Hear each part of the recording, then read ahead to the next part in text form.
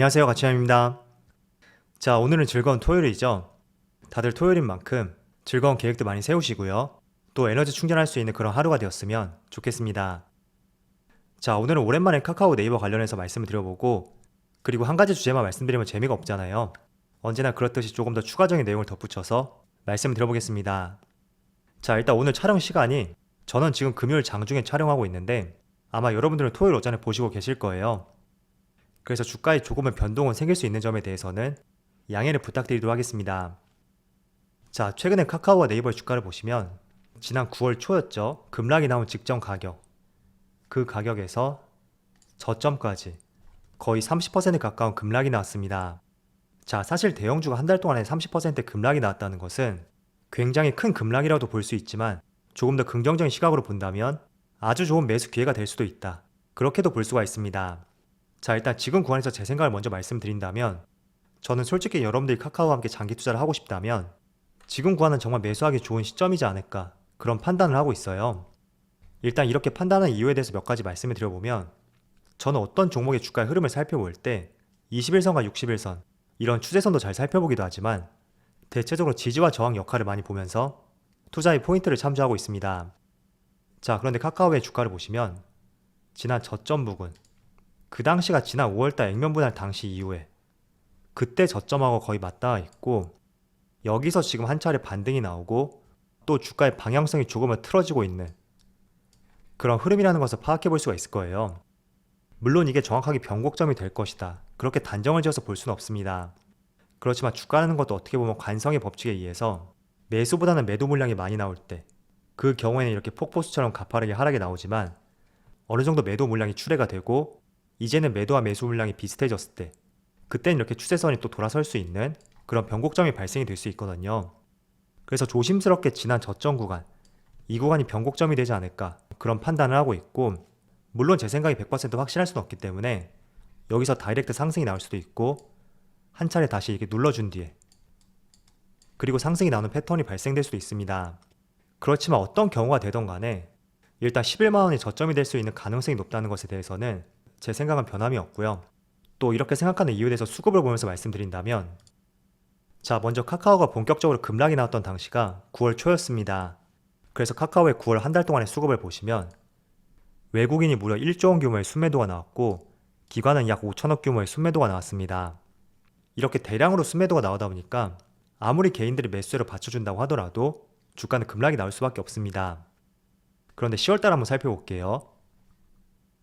자, 현재 10월달이 보름까지 지났는데 일단은 외국인은 여전히 순매도를 하고 있습니다. 그렇지만 기관은 무려 1,600억 원의 순매수로 돌아섰고, 전체적인 규모로 봤을 때도 기관의 순매수가 우위에 있다는 것을 확인해 볼 수가 있죠.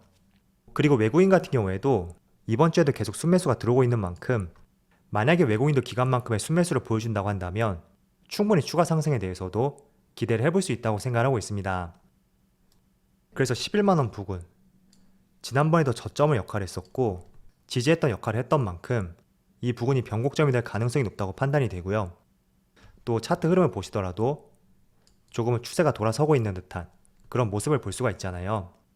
또 아울러서 기관과 외국인의 수급, 과거 9월달에 비해서 10월달에는 기관은 순매수로 돌아섰고, 또 외국인의 순매도 규모가 줄었던 만큼 이 수급적인 면을 봤을 때도 더 이상 낙폭이 나오기에는 무리가 될 수도 있다, 그런 판단을 하고 있습니다. 자, 그리고 네이버의 흐름도 살펴볼게요. 자, 네이버도 보시면 지난 2월달부터 4월달 동안 여기에 많은 매물대 구간이 있어요. 그런데 정확하게 지금 구간에서도 그 매물대에서 더 이상 하락하지 않고 주가가 빠지지 않는 모습을 보여주고 있습니다. 물론 카카오처럼 돌아서는 모습은 나오진 않고 있지만, 과거에 매물대가 형성이 되었었던 이 박스권, 이 구간 내에서 더 이상 하락하지 않고 있는 만큼 마찬가지 관점을 한번 적용을 시켜볼 것 같아요. 그래서 이 종목도 37만원, 이 저점이죠. 9월 한 달 동안 약 18% 가까운 하락이 나온 만큼 마찬가지로 지금 구간에서 지수가 크게 빠지지 않는다면 조금은 부담스러운 시간은 지나가지 않았나, 이런 판단을 하고 있습니다. 자, 그리고 마찬가지로 수급을 볼게요. 자, 네이버도 9월 1일부터 9월 30일까지 기관과 외국인의 수급을 보시면 외국인은 약 2천억 규모의 순매도가 나왔고, 기관은 5천억 규모의 순매도가 나왔습니다. 반면에 10월달을 살펴보면, 자, 10월달은 전체적으로 기관과 외국인이 이제는 순매수로 돌아섰거든요. 그래서 수급적인 측면을 보더라도 기관과 외국인의 수급이 9월달에 비해서 확연하게 돌아섰다는 것을 체크해 볼 수가 있습니다. 자, 그리고 또 한 가지 말씀을 드리면 특히 카카오 같은 경우에는 이번에 카카오의 김범수 의장이 3번의 국정감사에 출석을 했고 이제 곧 마무리가 된다고 볼 수 있습니다. 그래서 이제는 나올 수 있는 악재는 많이 나오지 않았나 그런 판단이 되고, 제가 이틀 전에 현대차하고 기아 이 두 종목에 대해서 말씀을 드렸잖아요. 아직까지는 업황 자체는 그렇게 좋지 못하지만 이 반도체 수급에 대한 꼬인 실타래가 풀릴 수 있다는 그런 기대감으로 기관과 외국인의 수급이 들어오고 있는 만큼 지금 카카오와 네이버도 같은 관점에서 한번 바라볼 수가 있습니다.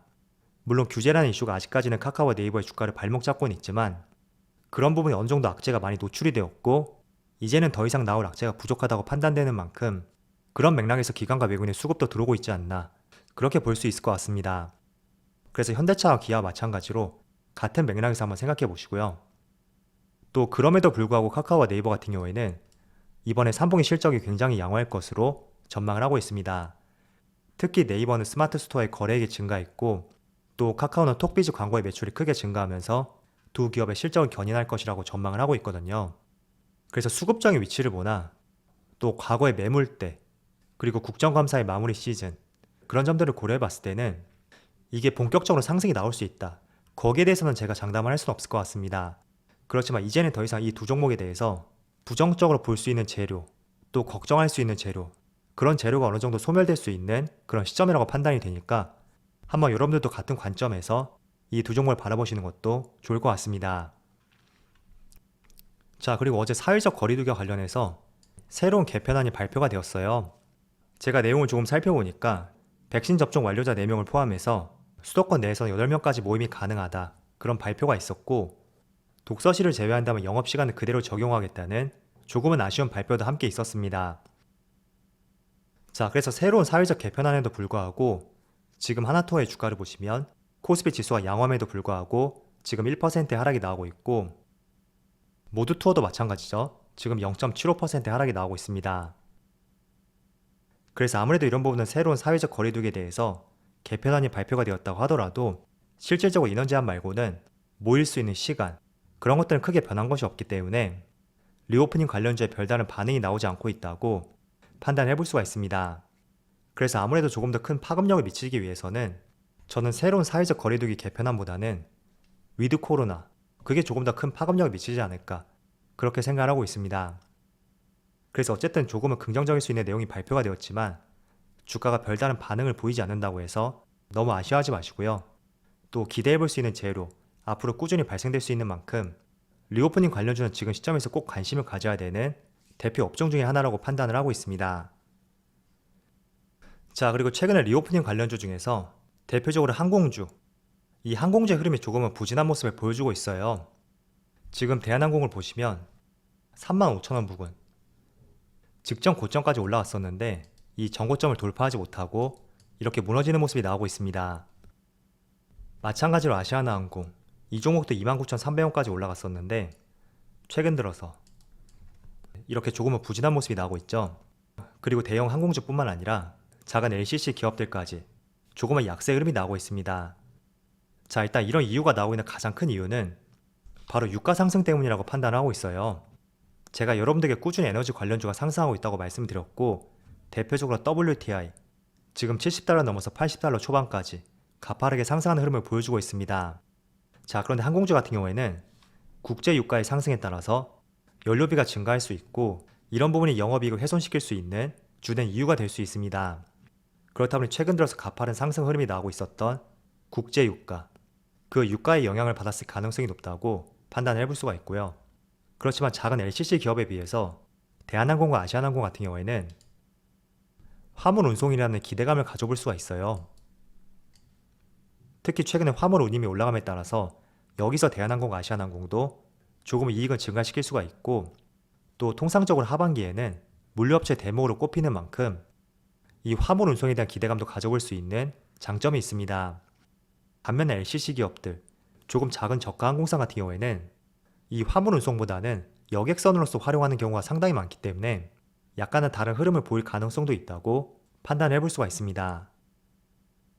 그래서 최근에 국제유가의 상승과 함께 주가도 조금은 조정세를 보이고 있긴 하지만 어쨌든 리오프닝 관련주에 포함이 되어 있고 이 유가 상승보다도 위드 코로나 이런 것들을 더욱 기대해 볼 수 있는 만큼 저는 조정 국면이 그렇게 깊지는 않을 것이라고 판단을 하고 있습니다. 그래서 항공주의 지금 처한 위치 그리고 어떤 시각으로 바라봐야 되는지 여기에 대해서 말씀을 드려봤고 제가 말씀드린 내용에 여러분들 생각까지 한번 얹어보셨으면 좋겠습니다. 자, 그럼 모두 즐거운 토요일 되시고요. 다음 주는 3,000포인트 그 이상으로 갈 수 있는 그런 한 주가 되기를 기원해 보겠습니다. 자, 그럼 오늘 영상 여기서 마치도록 하고요. 언제나 여러분들 성공 투자를 기원하도록 하겠습니다. 감사합니다.